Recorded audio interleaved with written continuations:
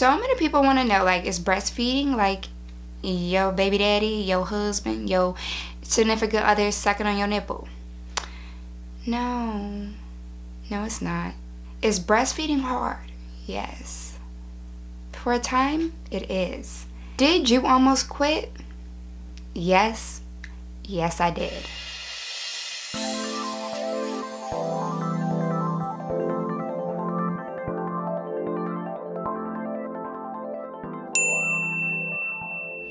So you guys, welcome back to my channel. If you don't know who I am, my name is Trinity Sierra. I know that I have so many subs just checking me out for the very first time. So thank you so much for supporting me. If you end up liking this video, like it, give it a thumbs up, comment in the section below what you liked about it, and make sure you subscribe to this channel. In the beginning, I want to say I definitely struggled at the hospital because one of the nurses that I had,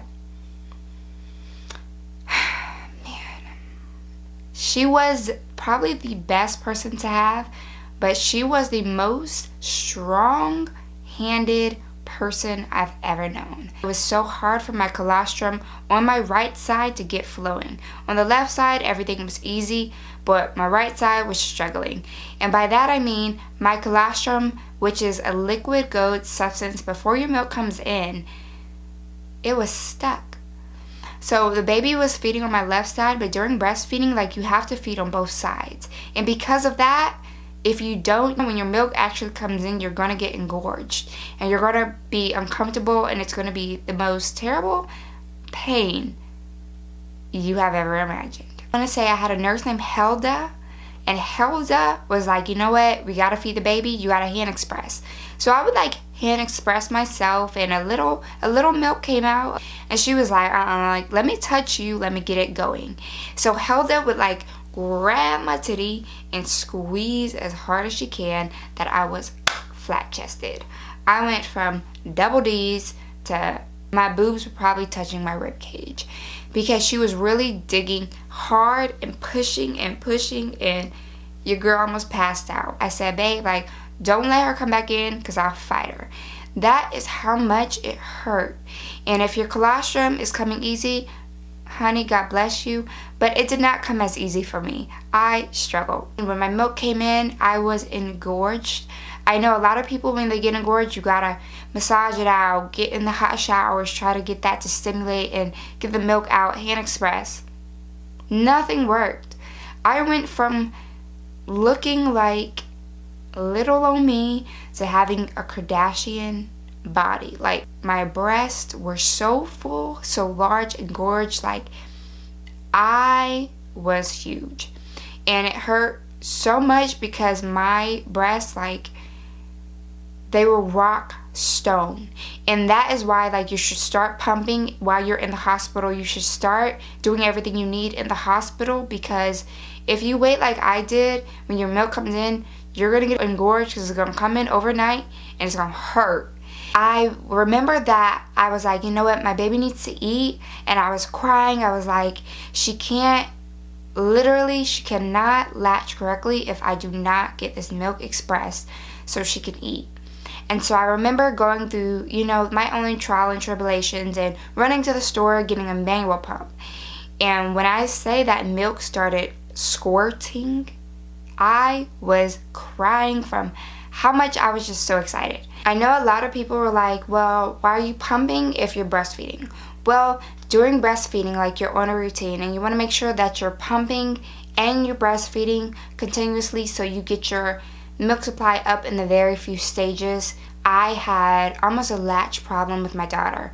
Her mouth was so small, and it still is, but now she opens it wider. She was so petite that she couldn't open her mouth as wide. So when I would latch her on, she would try to go shallow, and she didn't like a lot of breath in her mouth because her mouth was small. So she would latch, and she would always make like a sound. And so everyone was telling me, like, hey, when your baby's make that sound, she's not latched correctly. So you need to do something else because she's not latched correctly. Mothers, as long as your baby is getting fed and you're not hurting, do not worry about what other people are talking about, because as long as she's latched, Making subtle noises, like subtle sounds, is okay. You're gonna hear them swallow. And sometimes you might not hear any noises, and that's okay as well. But for me, I heard noises because she was small, petite, and she was sucking weirdly, awkwardly, but it was okay. And I checked with my doctors, like, she was gaining pounds more than she needed to. The doctor said she was growing perfectly, so everything was fine. Like, I did not have to worry about that. The next thing, the position. I had to go through so many different positions because Nyla likes to be comfortable. She doesn't like to be sprawled out on the bed, or she doesn't like to be on her back at all. And so I really have to cradle her or do a football hold. The football hold was like in the beginning stages, like while we were at the hospital. Now she's a bit bigger, and so the football hold is kind of not the best for me. And you really have to do what's best for you and your child. Doing what's best for you and your child might not look like what other people are doing, but as long as you're doing kind of what you're supposed to do, you're okay.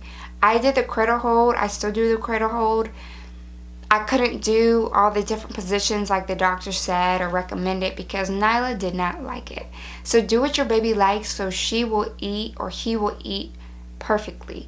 And latch and position literally is the key to breastfeeding, because if your baby is not in a great position, he or she will not eat the best because they're uncomfortable. So make sure you remember position is key. Next thing I want to talk about is the feeding times. Feeding times are different. Every baby is different. My child fed on demand and still feeds on demand. Babies do not tell you when they're hungry. You just feel for it. Like, they tell you through screams and cries, but every cry is different. And that's what I had to learn. Like, every cry is different. What I ended up telling my doctor is, you know, my daughter eats on demand. She's not like other babies or some babies who eat for an hour or 30 minutes and then they're good for 2 to 3 hours. My daughter wants to eat every hour, every half an hour. And a lot of the doctors would tell me like, hey, maybe you're not feeding effectively and maybe she's not feeding good. My boobs go from feeling like rocks, because I think in my head, like, let me let my milk build up, but that's not the best thing to do either. They feel like rocks, and then when she's done eating, I'm like loosey-goosey down there. Like, it's nothing but hanging water balloons. And so she would get it and be done and be good, but she feeds for comfort. And that's okay too. Like, every baby is different, and you're going to realize that with your own person, like your own little me. Your baby is going to want to feed for comfort, or feed when they're scared, or feed for when they're hungry, or when they're ready for a snack, or when they're thirsty, because all that you have is given to them.